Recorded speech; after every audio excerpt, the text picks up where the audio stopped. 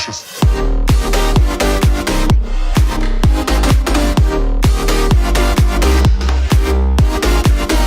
What's going on, ladies and gentlemen, and welcome back to another episode of the FIFA 18 Road to Glory, episode 87 today. And it's been a while since I've created one of these episodes. I do want to sincerely apologize. I've just had a bit of a stressful exam period, but now that's all done and it's all good. We should be good to create some content for you guys. And today's episode, guys, we are going to be doing the R9 SBC. Now, I do want to tell you guys that the next couple of episodes are all going to be pre-recorded, but I don't think it matters that much because the timeline of our series is kind of like pushed back an entire time because I'm going to be overseas over the next couple weeks, so it should be all right.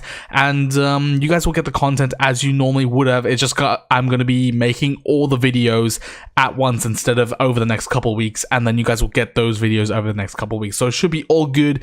But let's get straight into it. So I was doing right here, as I said last episode, the Yari, Lipmanen, and also Zanetti SBCs. And that's just because they were really, really cheap icons. And you guys will see how cheap we managed to do them at a bit of a later bit in the squad screen. So that should be all good and dandy. But right here, we did manage to complete Javier Zanetti. And for a 92 rated card, this was actually exceptionally cheap. And we were on 3 million coins, meaning we had quite a bit of coinage to try and complete R9. So right here we did manage to get Van Basten, and I believe that was Crespo, baby Crespo, to put through the SBC. Right here, the Crespo one cost us 161,000 coins, and we'll be opening up and showing you guys all the 100k packs throughout this whole R9 experience. But I do want to say though that I believe that our 100k packs from this set weren't as good as previous sets. I believe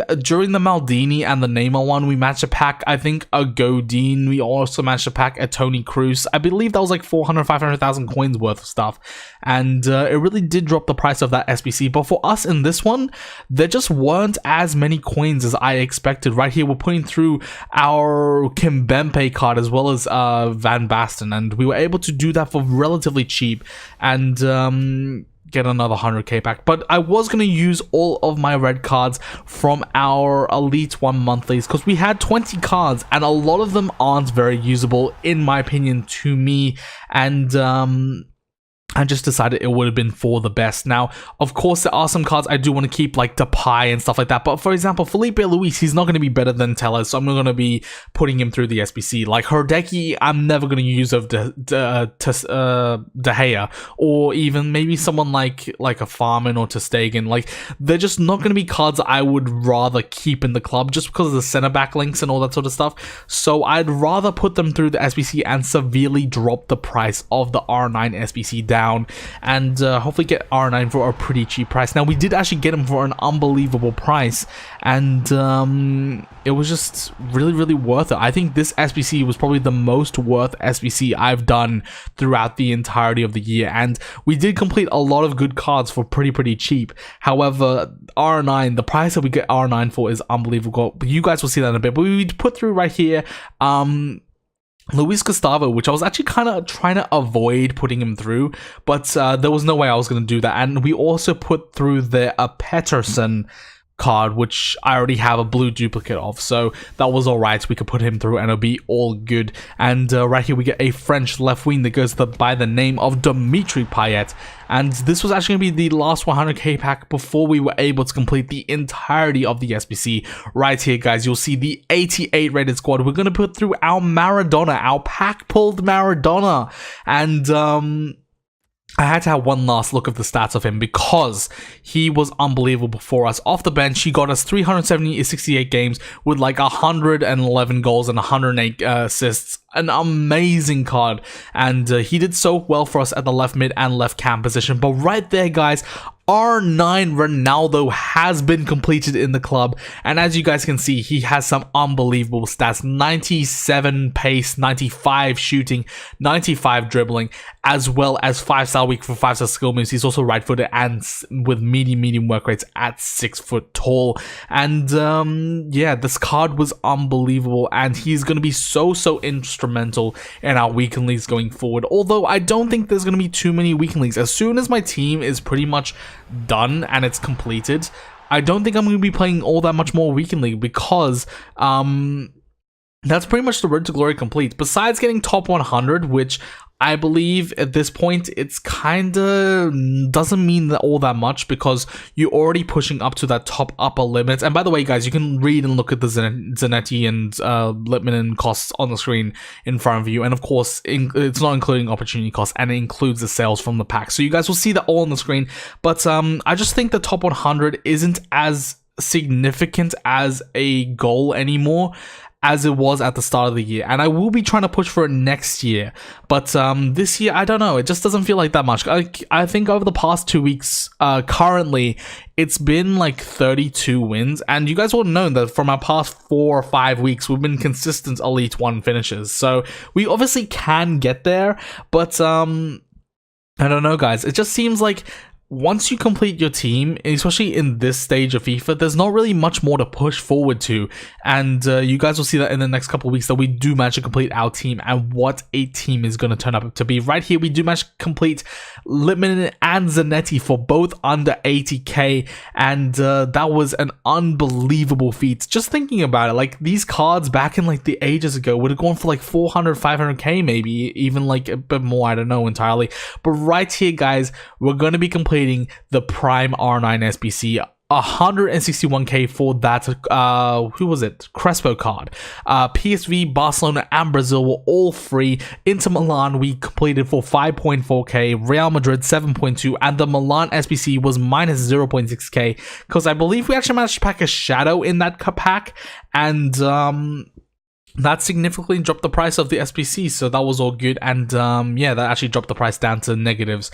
Now, right here, we also had the 83 rated one for 4.1, 84 was 9.15, 85 was 21.3, 86 was 176.25, 87 was 45.5, and 88 rated SBC was 17k, and finally, the 89 rated SBC was 70.2k, giving us a grand total for the R9 SBC 516.5k, an unbelievable price for this sort of card, and I just can't believe this card's in our club. We also managed to pick up Alex Tellers for 81.5k. When he dropped, I believe he was about 60 to 70,000 coins, so I was actually really unfortunate not to pick him up for that price, but I don't know if he would have gone up or down, so I just bought him for 80k, and I was going to use him during the Weekend League anyway, but this card is unreal.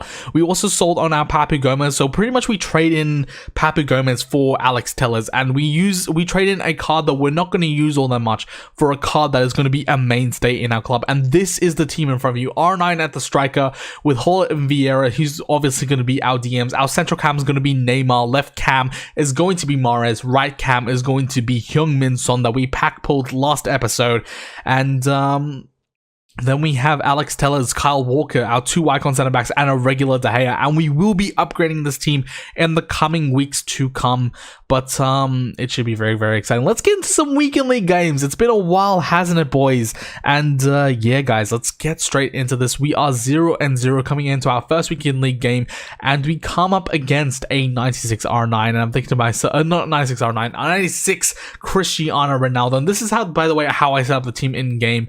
I was playing the 4-2-3-1 just because I don't know, I just wanted to go back to it. I was playing the 4-4-2 a lot recently, and I just wanted to see whether or not, if I have a better attack, if I can hold myself on attack, so I don't need as much of an attacking position, so I was going to use more defensive players. I don't know entirely what I'm going about there, but I just thought it would be right for the formation. Right there, R9 gets a shot off, it gets bounced out and all that sort of good stuff, where we're able to get the ball back, nice little quick passes, and R9's able to turn his defender to make it 2-0, and he's already making such a big impact, guys. I would say that the best place to play R9 is probably the striker position if you're playing a 4-2-3-1. If you're playing a 4-4-2 or a 2-striker formation, definitely put him at a left striker. I reckon because he's got that 5-star weak foot, he's going to be able to bang either on left foot or right foot. But the main reason why I don't put him in the midfield is because of his passing, and his passing, I believe, is only like 81 potentially, and the reason why I wouldn't play him in the midfield is because I've noticed with him, he isn't the best at passing, but his finishing right here is phenomenal. He just finishes what he wants to finish, and he's able to score goals for days. But if you're using him as a central cam or like a left cam or a right cam, I wouldn't say he's the best for the buck, and I reckon you can put a better player there, like a Son or a Mahrez, or like who's a good example? Neymar is a phenomenal example. I would put a Neymar at the central cam or a wide cam over R9 100%, and that's just because I feel like his passing needs to be up there, and it's just not up there. There'll be passes where I have passes from like the central cam to the striker, or the central cam to the left cam or right cam, and he'll miss the pass because he doesn't have that great passing. But his shooting, his finishing, his pace, his acceleration, unreal. And to get that card for 500k, I think is absolutely amazing. Now, right here, guys, you're going to be seeing one of the 100k packs that we managed to get from the Amsterdam event. We were actually watching it as it was going on, and managed to get a purple card from a 76 rated purple card. We also managed to get another inform and 285s from this, but I actually did manage to get 4 of those packs from watching the event, and I think I was actually really lucky to get that many packs, because I know some people who didn't even get any rewards at all. And yeah, it was pretty cool. Right here, we're coming up against our next team. We're 6-1, and we come up against a front 2 of Lewandowski and Michy Batshuayi. And you know those two are deadly. They're going to be able to bang right here. Michy Batshuayi on his right foot finishes near post in the 8th minute. And thinking to myself, okay, this is going to be an interesting game. Hopefully R9 can turn up for us. Hopefully some of our players can turn up for us. Right here, nice little passing play in there from Son to Neymar. Nice little finesse shot. And we're able to come back into this 1-1 is the score on the scoreline sheet, and we're back in this game, and hopefully we can keep chugging. Now right here, guys, is where R9 shines. You guys would have seen right there, R9 takes the ball in, he's got his back facing the goal, but this is where we see what a lot of the top players in our region, especially like Jazz and Cripsy, they do this exceptionally well. What they do is they get the ball in with R9 with his back facing to goal. They just take a little dribble to either the left or right side, doesn't matter, because he's got that 5-star weak foot, and they just do a low driven, and right there is pretty much a lot of the goals they score. I call this a typical Jazz goal because I see it a lot from the types of players that Jazz has, and he's just so clinical at it, and this is what I want to start to develop to learn how to get. But obviously the shooting mechanics are going to be different in FIFA 19. We'll have to see how we go. But right here, guys, are the Brazilian players that we are going to be doing for our Brazilian national squad that we need for one of the weekend leagues coming up. But however, guys, I didn't actually play that weekend, and that's because I think by that time we actually had finished our team.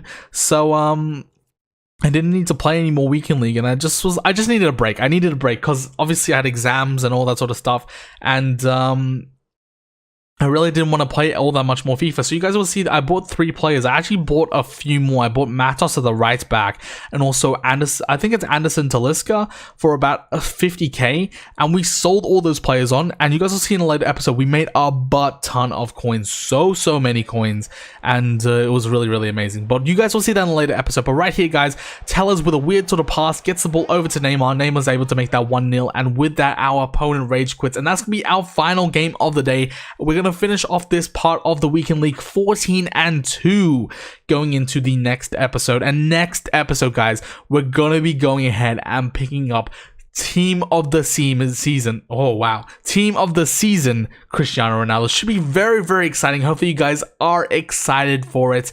But that's going to do it for this episode. I am so sorry that we haven't uploaded in such a long time, but hopefully from now on, guys, we should be able to get the uploads back on a more consistent schedule. And leading up into FIFA 19, I do want to change this channel up a bit. Obviously, you guys have seen for the past couple episodes, well, like for the past, I say maybe 30 or 40 videos, it has just been RTG content.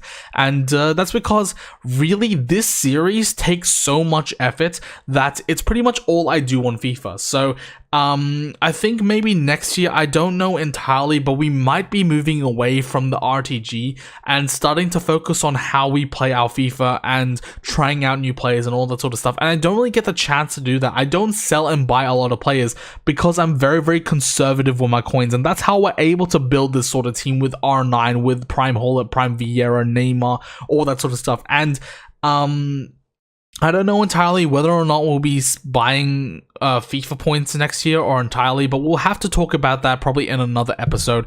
But that's gonna do it for this episode, guys. Hopefully you did enjoy it. If you did, don't forget to smash a big old thumbs up, drop a subscribe down below, and leave me a comment. As always, tell me, do you think it was worth doing the R9? And if you have done R9, how much did you do it for? Did you do it for cheaper than me or more expensive than me? And has he been worth it for you? But that's gonna do it for this episode, guys. Hopefully you did enjoy it. But I'll see you guys in the next FIFA 18 RTG episode. So see you guys next time, and peace. Whenever your heart is broken.